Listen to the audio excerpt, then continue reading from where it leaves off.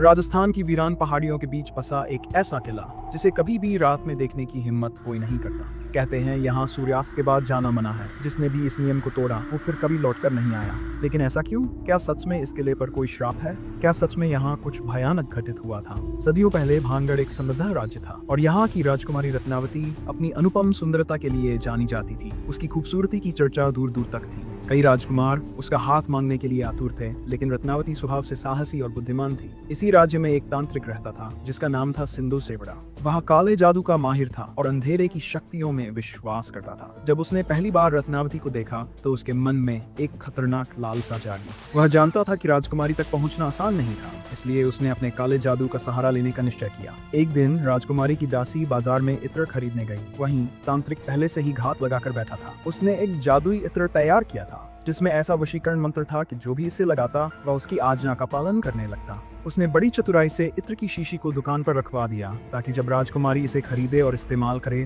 तो वह तांत्रिक के वश में आ जाए। लेकिन तांत्रिक ये नहीं जानता था कि उसकी योजना राजकुमारी की दासी ने भांप ली थी। जब रत्नावती को इत्र की शीशी मिली तो उसने तांत्रिक की चाल समझ ली। क्रोध में आकर उसने वह इत्र की पूरी शीशी एक बड़े पत्थर पर फेंक दी। शीशी टूटते ही तांत्रिक की काली शक्ति उसी पर आ पड़ी। उसके शरीर में असहनीय जलन होने लगी और वह जमीन पर गिर पड़ा।